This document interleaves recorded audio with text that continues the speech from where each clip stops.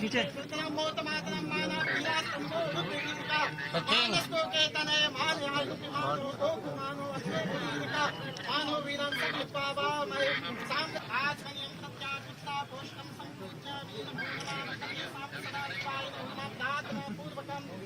ओम नमः संभवाय चमयोपवाय नमः संकराय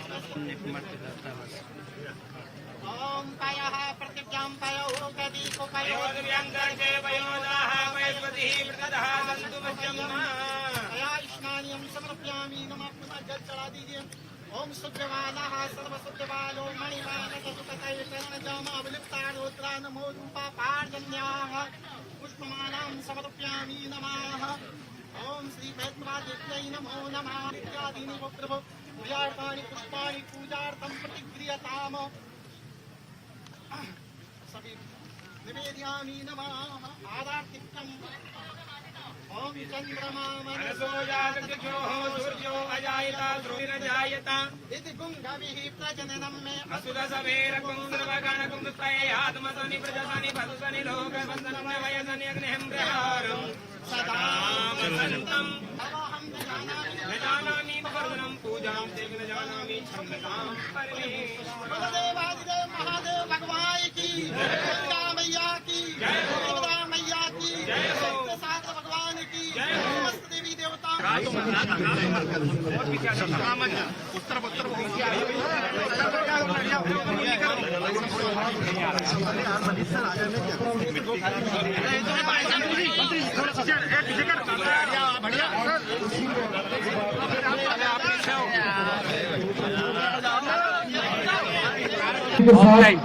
ऑफलाइन माननीय श्री प्रहलाद पटेल जी, मंत्री पंचायत एवं ग्रामीण विकास विभाग मध्य प्रदेश शासन।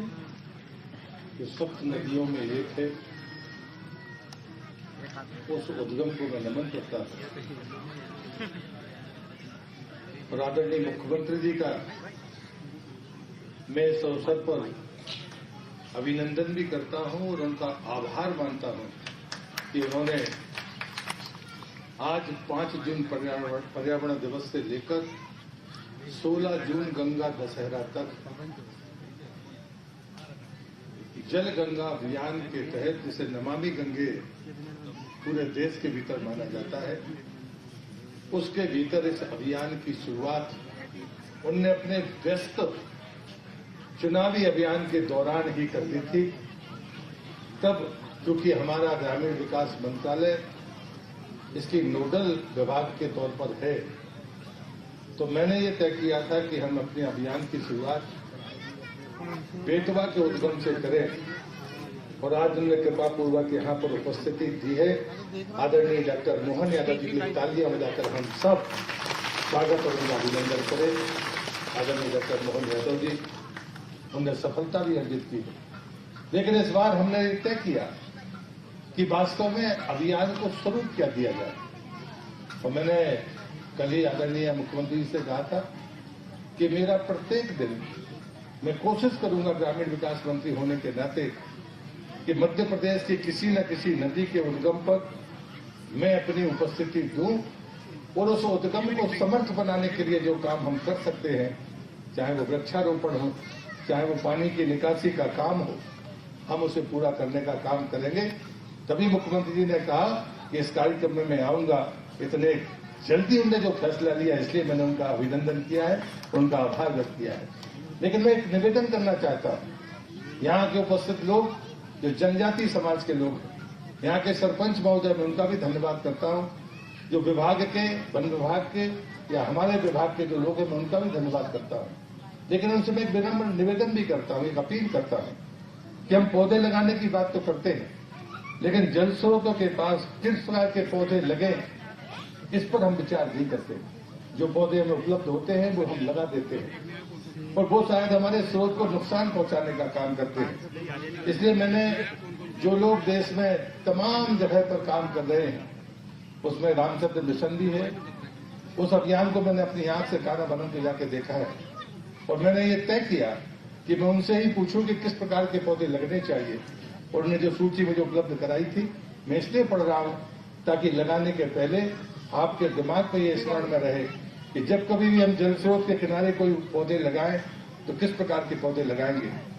बहेड़ा, हर, आम, महुआ, केक, खिन्नी, सेमर, बांस, नीम, बेल, इस प्रकार के जो पौधे हैं ये जल को, स्रोत को संरक्षित करने वाले पौधे हैं, उसको समर्थ बनाने वाले पौधे हैं। इधर नदी के किनारे हों, जल स्रोतों के किनारे हों, तालाबों के किनारे हों, हम उन पौधों का चयन करके हम लगाएं। और इसलिए मुझे लगता है कि जो पुराने हमारे जंगल हैं, उनसे निकलने वाली जो जलधाराएं थी, उन्हीं ने इस बेतवा को इतना महान बनाया। मैं जूलॉजी का स्टूडेंट हूँ, मैं यहाँ पर केरवा बांध पर गया था। आपको आश्चर्य होगा कि ये केरवा बांध से ऊंची जगह है, वो केरवा बांध जियोलॉजिकल दृष्टि से नीची जगह है, लेकिन इसका बहाव गंगा बेसिन की तरफ हुआ, नर्मदा बेसिन की तरफ नहीं हुआ। केरवा का पानी नर्मदा बेसिन में जाता है, लेकिन बेतवा का पानी गंगा बेसिन में जाता है। इसलिए मुझे लगता है कि जो नाम आपने दिया है, वो नाम, मुझे नहीं पता कि जियोलॉजी की आपको जानकारी थी या नहीं, लेकिन महाकाल ने आपको जो दिशा दी, इसलिए मैं कहूंगा कि ये जानकारी हम सबको भी होनी चाहिए कि बेतवा का उद्गम गंगा बेसिन की तरफ है, ये जाकर मां गंगा में मिलती है, और ठीक पीछे केरवा है, वो जल जाकर नर्मदा में मिलता है। जितना महत्वपूर्ण स्थान है, और जब जैसी परिस्थितियां बनती हैं तो ये परिस्थितियां सिर्फ इस बात के लिए नहीं है, ये परिस्थितियां हमको विशिष्ट बनाती है। मैं दावे के साथ कह सकता हूं, इस जंगल में ऐसे पौधे होंगे जो दूसरे जंगल में नहीं मिल सकते हैं। मैं नर्मदा का परिक्रमावासी हूं, और इसलिए मैं कहता हूं, उसने कई बार हम अपनी जानकारी के बगैर उसे काट देते हैं। मैं इस समय हमारे एक मित्र जो बासोदा के हैं थे, अपने देवेंद्र जी यादव, उनका मैं निवेदन, उनका स्मरण जरूर करूंगा। वो बार बार मुझसे कहते थे, जब हम दोनों दोस्त थे, आज उनके पुत्र और उनके साथ जिन्हें बेतवा की पैदल यात्रा की करके बेतवा के संरक्षण का काम किया था, उनके कहने पर ही मैं स्रोत पर आया था। और इसलिए आज मैं उनको स्मरण करता हूं कि ऐसे भी लोग हैं जिनको राजनीतिक जीवन में शायद कुछ ज्यादा इच्छा ना हो या उन्हें कुछ ना मिला हो, लेकिन उसके बाद भी वो प्रकृति के संवर्धन के लिए, नदियों के संरक्षण के लिए कुछ करने का काम करते हैं। ऐसे तमाम लोगों के लिए भी मैं स्वर्गीय अनिल यादव को श्रद्धांजलि देते हुए अपनी बात को यहाँ समाप्त करता हूँ। फिर से माननीय मुख्यमंत्री जी को ये बताना चाहता हूँ, हम तमाम उन आदिवासी अपने भाइयों और बंधुओं को जिन्होंने एक साथ योगदान किया है, उनके लिए भी जरा ताली बजा दीजिए। के नाते आभार व्यक्त करता हूँ। पंचायत के नागरिकों, आश्वस्त रहिए, ये कंक्रीट के विकास तो होते रहेंगे, लेकिन ऐसे ही रहे, इसके लिए आपका योगदान होता रहेगा। इस अपील के साथ अपनी बात को समाप्त। मेरे को दे देना, मैं आवाज लगा दूंगा, ठीक है। बोले वेतवती महारानी की, गंगा महारानी की, नर्मदे